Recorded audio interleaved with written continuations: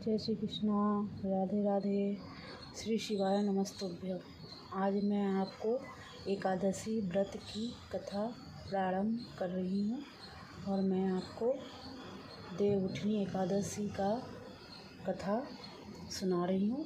आप ज़रूर सुने। राधे राधे।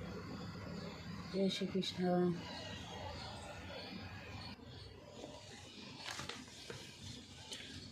एकादशी व्रत कथा महत्व। वर्ष में 24 तथा मासिक अधिक मास में 2 एकादशी होता है।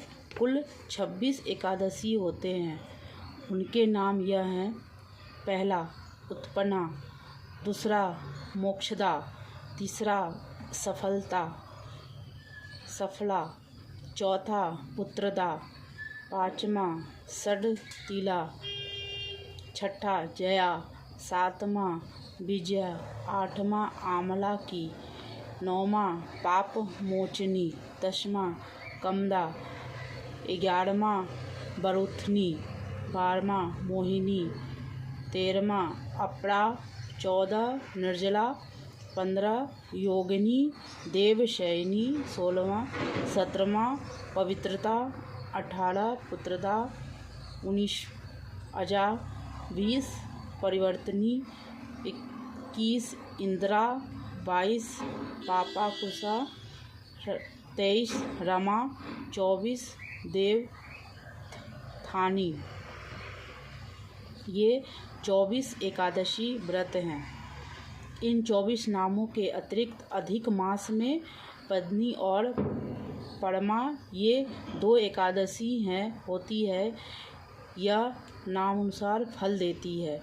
श्री सूत जी महाराज ब्राह्मणों से बोले कि यह ब्राह्मणों को इस विधि युक्त उत्तम मध्यम को श्री कृष्ण ने कहा था। जो उत्तम जन इस व्रत की उत्पत्ति भक्ति से सुनते हैं, वे इस लोक में अनेक प्रकार के सुख भोग कर अंत में दुष्पर विष्णु लोक को पाते हैं। पूर्व काल में श्री भगवान ने अर्जुन से प्रति एकादशी व्रत की उत्पत्ति विधि इत्यादि कही थी। सो उन्हीं के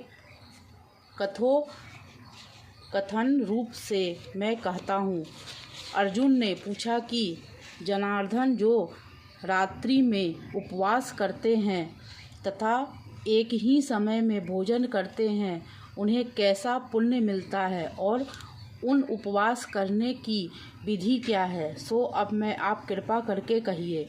यह सुनकर श्री कृष्ण भगवान ने कहा कि सबसे प्रथम दशमी की रात्रि को तत्धावन करें, अर्थात दिन के 8वें पहर में जब सूर्य का तेज मंद पड़ जाए तो दंत धावन करना चाहिए और रात्रि को भोजन न करें।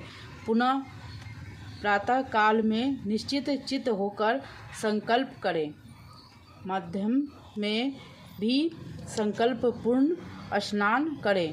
नदी, तालाब, वापी, कूप आदि में स्नान करना चाहिए। स्नान के पहले मृतिका स्नान अर्थात मिट्टी का चंदन लगाना चाहिए। स्नान करके व्रती रूप पतित, चोर, पाखंडी, मिथ्या, दूसरों का अपवाद करना वाला, देवता, वेद और ब्राह्मणों को निंदा करने वाला, जो गमन करने वाला, दुराचारी, परद्रव्य चुराने वाला, इन सब से बात न करे। यदि देवांत इनको देख ले तो आप इस पाप को दूर करने की सूर्य को देखें। स्नान के अनंतर सदा नैवेद्य आदि अर्पण कर भगवान की पूजा करें, दीपदान करें। यह सब कर्म भक्ति भाव युक्त होकर उस दिन निद्रा और मैथुन न करें। दिन तथा रात्रि नित्य गायन आदि सद्व्रता से बताएं। भक्ति युक्त होकर ब्राह्मण को दक्षिणा दें और प्रणाम पूर्वक उनसे अपना त्रुटि और क्षमा कराएं। शुक्ल पक्ष की कृष्ण पक्ष की एकादशी दोनों धार्मिक की एक समान, इन दोनों एकादशी में भेद वृद्धि उचित नहीं है। इस प्रकार जो एकादशी व्रत करते हैं उन मनुष्यों को शंखाद्वय तीर्थ में स्नान करके भगवान के दर्शन से जो पुण्य होते हैं वह एकादशी व्रत के पुण्य से 16वें हिस्से के भी बराबर नहीं है। व्यतिपात योग में संक्रांति समय चंद्र सूर्य ग्रहण से कुरुक्षेत्र में स्नान से जो फल प्राप्त होता है वह एकादशी के व्रत करने से मनुष्य जो प्राप्त होता है अश्वमेघ यज्ञ करने वाले जो फल होते हैं उससे 100 गुना अधिक पुण्य एकादशी व्रत से होता है। जिस मनुष्य के घर में 1 सहस्त्र तपोस्वी 60,000 वर्ष भोजन करे उससे जो पुण्य प्राप्त होता है एकादशी व्रत से भी होता है। वेद वेदांग पढ़ाए ब्राह्मण को 1000 गौदान करने से पुण्य होते हैं, उसे 10 गुना अधिक पुण्य एकादशी के उपवास से होता है। 10 उत्तम ब्राह्मणों को भोजन कराने से जो पुण्य होता है उससे 10 गुना अधिक पुण्य एकादशी के उपवास से होता है। 10 उत्तम ब्राह्मणों को भोजन कराने से जो पुण्य होता है उसे 10 गुना अधिक ब्रह्मचारियों के भोजन से होता है और इससे 1000 गुना अधिक कन्या और भूमि दान से पुण्य होता है। इससे 10 गुना अधिक विद्या दान से पुण्य होता है। विद्या दान से 10 गुना अधिक पुण्य भूखे को अन्न देने से होता है। अन्न दान के बराबर दूसरा पुण्य नहीं है। इससे द्वारा स्वर्गीय पितर तर्प होते हैं, उनके पुण्य का प्रभाव देवताओं को भी जानना दुर्लभ है। नक्त व्रत करने का आधा फल एक भुक्त व्रत से होता है। एकादशी इनमें से कोई करना चाहिए। तीर्थ कभी तक गर्जना करते हैं, दान नियम यम अपने फल तथा घोषणा करता है। यज्ञों का फल तभी तक है जब तक कि एकादशी प्राप्त नहीं हुई है। इस कारण अवश्य एकादशी व्रत करना चाहिए। शंख से जल नहीं पीना चाहिए, मछली और सुआ नहीं खाना चाहिए और अन्न खाना चाहिए। एक एकादशी के समान 1000 यज्ञ भी नहीं है। अर्जुन ने पूछा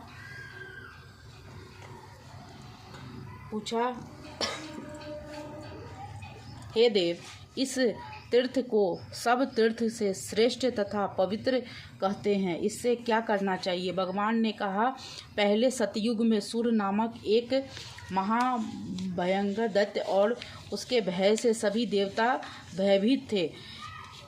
उसने इंद्र आदि देवताओं को जीतकर उन्हें एक स्थान से भ्रष्ट कर दिया है। तब इंद्र ने महादेव जी से कहा कि हम लोक के इस समय मूढ़ दैत्य के अत्याचार से पीड़ित होकर मृत्यु लोक को अपना काल बता रहे हैं और देवताओं की दशा को कही नहीं चाहती। जो कृपा करके इस दुख से छूटने का उपाय बतलाइए। श्री महादेव ने कहा कि हे देवों के राजा इंद्र, आप भगवान श्री कृष्ण के पास आइए। महादेव जी के वचन सुनकर देवराज इंद्र देवताओं को साथ लेकर क्षीर सागर में, जहाँ जगतपति जनार्दन सोए थे, वहाँ गए। भगवान को सोए हुए देखकर इंद्र के हाथ में जोड़कर स्तुति और भगवान की दशा देव पुरतित और आपको नमस्कार है। दैत्यों को ये मधुसूदन पुंडिकाक्ष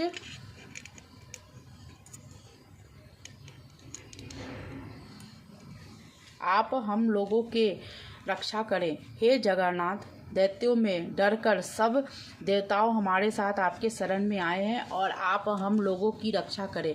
इस पर जगत के मातृ स्वरूप आप पिता हैं, आप ही इस जगत के स्थिति करता है, उत्पत्ति करता है, संहार है।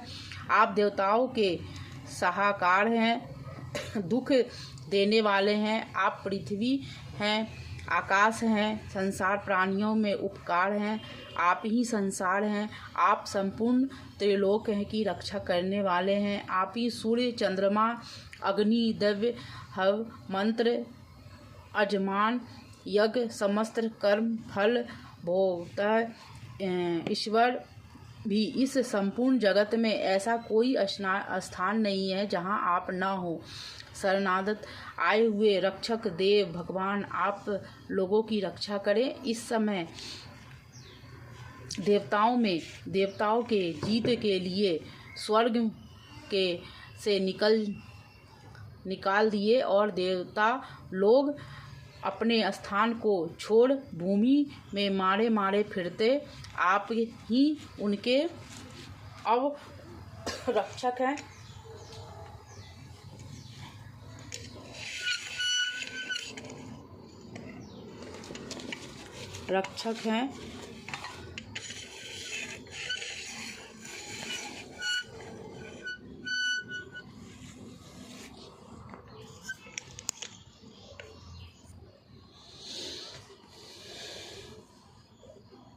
इस प्रकार से इंद्र के वचन सुनकर भगवान बोले कि वह कौन दैत्य है जिसके देवों को जीता है। वहाँ कहा जाता है कि उसका क्या नाम है और उसका बल क्या है। हे इंद्र, यह सब विस्तार पूर्वक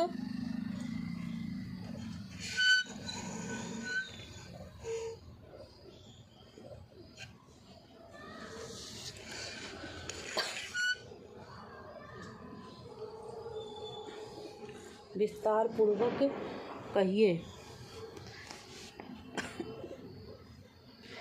तथा भय छोड़ दो। यह सुनकर इंद्र कहने लगे कि पहले एक बार अपनी नारी जंग नामक दैत्य की, जिसकी उत्पत्ति ब्रह्मवंश में थी और वह बल के गर्वित होकर देवों को सर्वदा पीड़ित करता था, उसी का पुत्र मरु दैत्य है, जिसके राजधानी का नाम चंद्रावती और नगरी अति सुंदर है। वह दैत्य अपने प्रखर वीर से संपूर्ण विश्व को जीतकर देवताओं को देवलोक से निकालकर इंद्र, अग्नि, यम, वरुण, चंद्रमा आदि लोकपाल में स्वयं बन बैठा है। स्वयं सूर्य बनकर जगत को तपा रहा है। स्वयं पर्जन्य मेघ बन गया है। इस कारण से वह देवताओं के लिए दुर्मनीय दानव को मारकर देवताओं को विजय बनाए। श्री भगवान इंद्र से उनका अत्याचार सुनकर अंत क्रोध और तथा इंद्र को संबोधन करने वाले कि देवेंद्र, अब मैं आप लोगों को शत्रु भय से शीघ्र ही निर्मूल करूँगा और बालशाली देवों, आप लोगों से सब मिलकर चंद्रावर्ती पुरी को जाऊंगा। यह कहकर श्री भगवान और देवताओं के पीछे से चंद्रावती को गए और जहाँ जाकर देखा तो दैत्य सिद्ध मरु अनेक दैत्यों में परिवेश होकर संग्राम भूमि में गरज रहा है। युद्ध प्रारंभ होने पर असंख्य सहस्त्र दानव दैव्य शस्त्र अस्त्र दुर्लभ होकर लड़ने लगे। अंत में देवताओं लोग दानवों को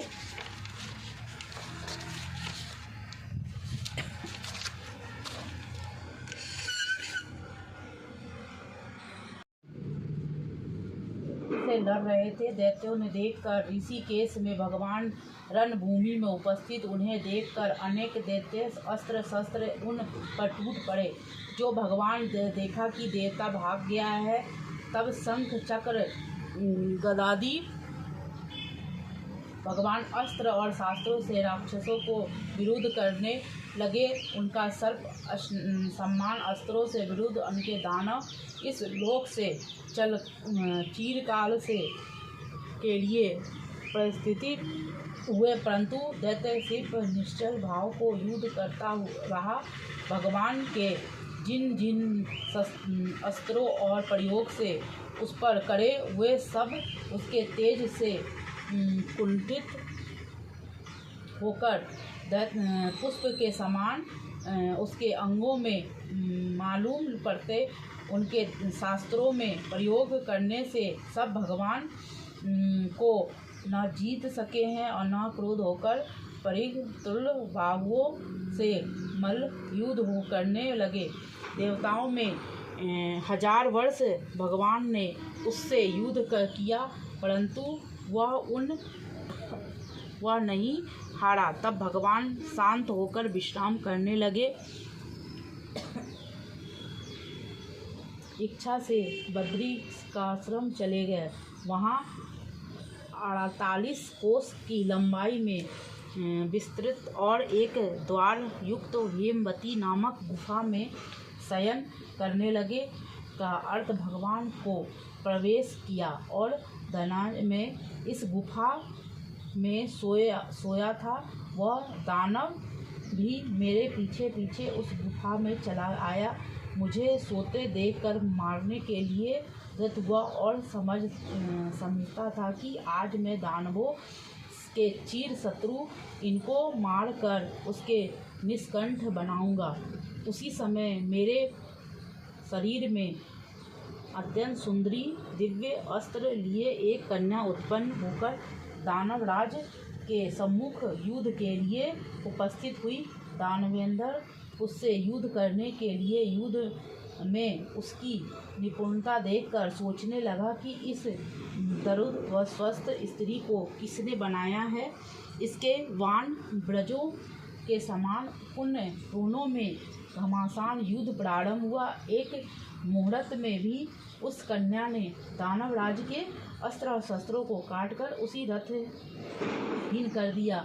वह दानव विरथ और निशस्त्र होकर आक्रमण करने के लिए दौड़ा पड़ा था, परंतु भगवती ने उस निकुष्ट मारकर जमीन पर गिरा दिया। पुनः उठाकर कन्या को मारने की इच्छा से वह दौड़ा। उसे आते देखकर भगवती ने उसका शरीर धड़ से अलग करके उसे यमलोक को भेज दिया और उसके साथी भयभीत होकर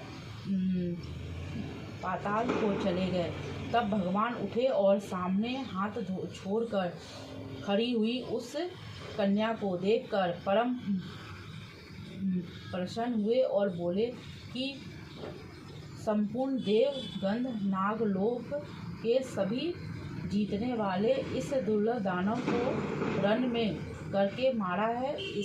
जिसके भय से मैंने इस कद्रा आश्रय लिया था, उसे किसने कृपा की रक्षा की है। कन्या ने उत्तर दिया कि हे प्रभु, आपका सोया देखकर वह अपने आप को मारना चाहता था।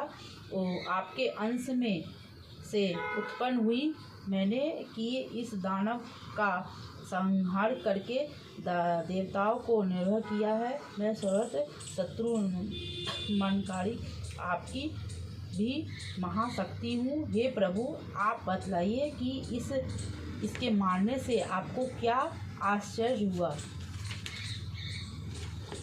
हे भगवान बोले कि हे निष्पाप, इस दानव को मारने से तुच्छ पर मैं अत्यंत प्रसन्न हुआ हूँ। इस समय सभी देवताओं को अत्यंत हर्षित होकर मैं तीनों लोकों में इस समय अनादि छा गया है। निसंकोच होकर तुम्हारे जो इच्छा है सो वर मांगो। स्मरण रखो कि देवताओं को दुर्लभ वर भी तुम मांगोगी तो मैं तुम्हें दूंगा। कन्या बोली, हे भगवान, यदि आप मुझ पर प्रसन्न हैं तो यदि वर देना चाहते हैं तो मुझे वर दीजिए कि इस दिन यदि कोई उपवास करे तो उसके पापों से उसे तोड़ने के समर्थ होऊं और उपवास से जो पुण्य होता है उससे आधा शास्त्र भोजन होवे और उसका आधा पुण्य एक संध्या भोजन करने से वाले को हो जो मेरे दिन को जितेंद्रिय भक्ति युक्त होकर उपवास करे, जो विष्णु भगवान को प्राप्त होवे और अनेक कोटि वर्ष तक वह वहाँ अनंत सुख भोग कर भगवान यदि आप पर प्रसन्न है तो यही वर दीजिए। यह सुनकर भगवान बोले कि कल्याणी, तू जो कहती है वह मैं सत्य होवे। जो हमारे और आपके भक्त हैं उनकी कृति जगत में प्रसिद्ध होती है तथा वे मेरे समीप वास करेंगे। मेरी उत्तम शक्ति तुम एकादशी तिथि को उत्पन्न हुई हो, इस कारण तुम्हारा नाम एकादशी हो गया है। एकादशी उपवास करने वाली के संपूर्ण पापों को दूर करने में तुम्हें उत्तम गति दूंगा। विशेषकर द्वितीया, अष्टमी, चतुर्थी, एकादशी में तिथियों में मुझे अत्यंत प्रिय है। हे पार्थ, यह तीर्थों से, सब दानों से, सब व्रतों से अधिक पुण्य एकादशी तिथि में है। विष्णु भगवान इतना वर देकर वहीं अंतर्धान हो गए और एकादशी तिथि भी वर पाकर परम संतुष्टि और हर्षित से, हे अर्जुन, जो मनुष्य एकादशी व्रत करते हैं मैं उन्हें शत्रुओं को नाश करके अवश्य उत्तम पद देता हूँ। इस प्रकार एकादशी की उत्पत्ति हुई है। यह नित्य एकादशी व्रत सब पापों को नाश करने वाला, सब पापों को दूर करने वाला, सब प्रकार के मनोरथ सिद्ध करने के लिए एक तिथि प्रसिद्ध है। शुक्ल पक्ष की एकादशी अथवा कृष्ण पक्ष की एकादशी, इन दोनों में भेद करना उचित नहीं है, दोनों समान हैं। जो एकादशी व्रत करते हैं वे उत्तम लोक को जाते हैं। वे पुरुष धन्य और विष्णु भक्त और एकादशी का महत्व और सर्वदा श्रवण और पठन करते हैं, उन्हें अश्वमेघ यज्ञ का फल प्राप्त होता है। जो मनुष्य परायण में मनुष्य दिन रात विष्णु के द्वारा विष्णु की कथा सुनते हैं, वे अपने कोटि कोटि पुरुष के साथ में विष्णु लोक को जाकर पूजित होते हैं। एकादशी महत्व का चतुर्दश भी श्रावण करता है, उसके ब्रह्म हत्यादि पाप छूट जाते हैं। विष्णु लोक धर्म में के समान दूसरा धर्म नहीं है और एकादशी व्रत के समान दूसरा व्रत नहीं है। बोलिए एकादशी महाराज की जय।